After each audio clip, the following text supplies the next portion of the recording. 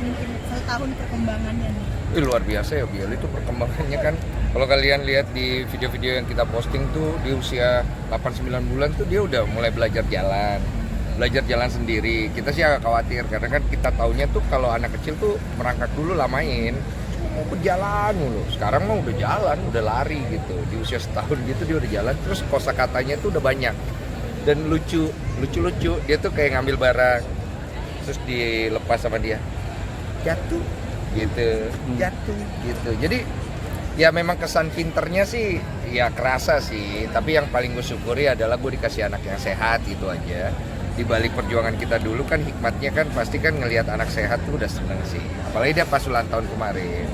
Kita tuh fokusnya bukan kayak bikin acara yang mewah-mewah atau ngambur-ngamburin duit, tapi kita itu ngasih ke pendeta gitu untuk diurapi, kalau istilahnya iman kita itu dia tuh kita serahkan sama Tuhan untuk didoakan. Nanti pas dia besar dia baru nih memilih, mungkin dia mau pilih agamanya sendiri apa itu terserah dia. Tapi kalau dari kita karena iman kita itu di Kristen ya kita kasih dia untuk diurapi gitu. Harapannya sih ya dia bisa jalan dengan agama kita, tapi kalau Tuhan berkehendak lain kita juga fine-fine. Yang penting kan dia jalan yang benar jadi orang dan jangan jadi orang-orang yang berbuat maksiat kayak saya ya waktu muda ya. Kalau mungkin pas jatuh hari itu apa namanya ulang tahun sendiri kayak mungkin reminder lagi nggak sih lihat mukanya atau bisa masih Olive juga? Gue mau bikin sedih aja loh. Gue nggak mau terlalu menyelami ya karena itu momen-momen paling heart touching banget karena kan prosesnya nggak gampang sama sekali dan gue akhirnya bisa relate dengan orang lain yang pengen punya anak gitu, dan gue bisa sangat mengerti bagaimana usaha seorang wanita terutama untuk bisa dapat support yang mereka tuh notabene di Indonesia tuh sulit banget dengan paradigma kita. Jadi kalau misalnya nggak punya anak cewek disalahin, nggak punya anak cewek lagi disalahin, jadi apa tuh cewek yang salah. Padahal sebenarnya pada saat kasus gue baru menemukan bahwa ternyata masalah bukan hanya ada pada wanita tapi juga ada pada laki-laki. Jadi disitulah gue ngerasa kayak Tuhan baik ya sama kita ya, kita masih dikasih kepercayaan untuk punya anak karena tidak semua orang seberuntung kita gitu loh untuk urusan punya anak gitu. Yang mana kan mungkin orang lain ada yang gampang banget gitu ya, tapi ternyata banyak juga di luar sana yang sulit dapat punya anak. Bahkan ada sahabat kita yang sampai hari ini dia tuh lebih dulu dari kita program dan segala macam, sampai hari ini belum dikasih. Jadi kita ngerasa ya bersyukur sekali. Lihat mungkin kalau dia tidur di hari ulang tahun seperti apa? Atau kok nggak ngambil job untuk mau spend waktu seharian sama dia di hari ulang tahun?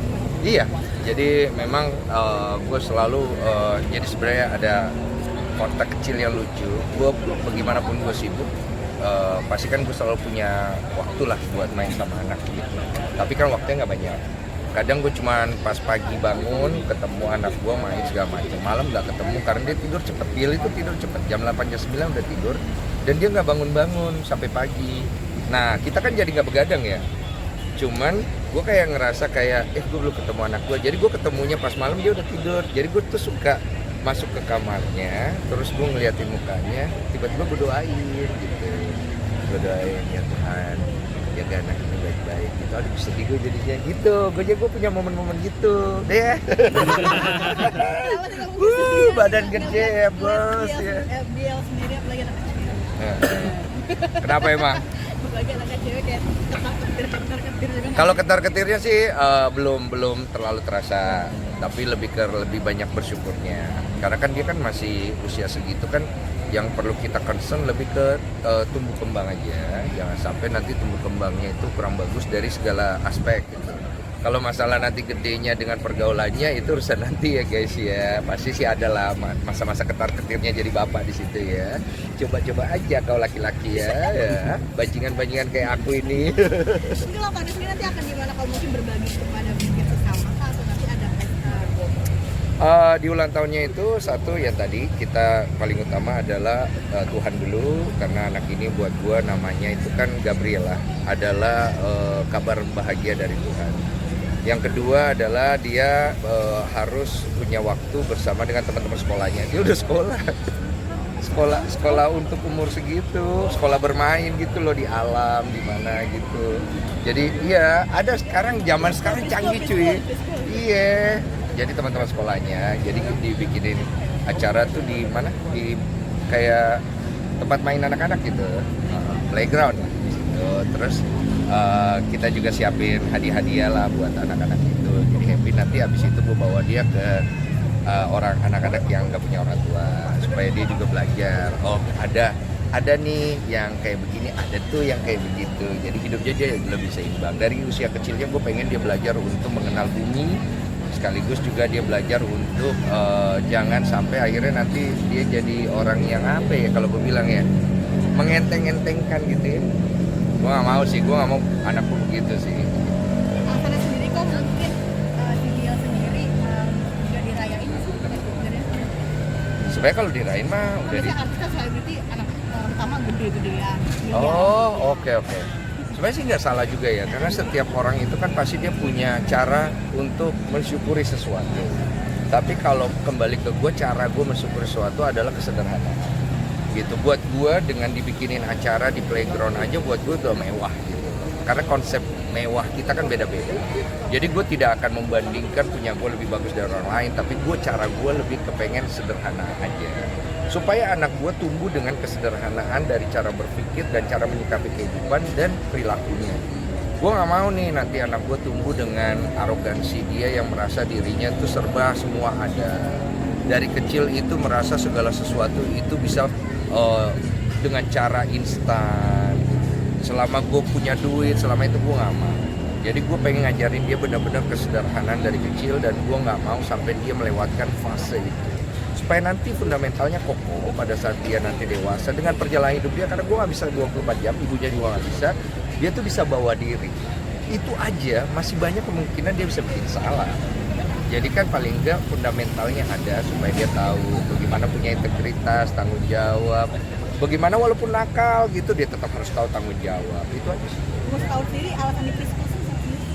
Mamanya sih ngelihat kayaknya ini mamanya punya idea bahwa anak ini udah harus belajar untuk memorik dan lain-lain dari usia segitu.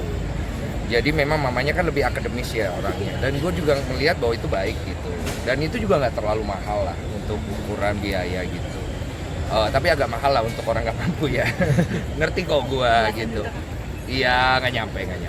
Iya. Tapi sebenarnya intinya ya, cuman kayak di ruang terbuka aja sih.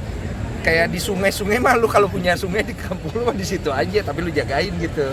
Jadi belajar mengenal alam aja. Cuma kan di Jakarta kan kurang sungai ya. Iya. Jadi kalau nyari-nyari yang kayak gitu kan bayar ya gitu. Itu aja sih. Mungkin dari situ sendiri kayak lebih lincah ngomong, kok mungkin jalannya sendiri ngerangkapnya udah jadi itu karena preschool itu.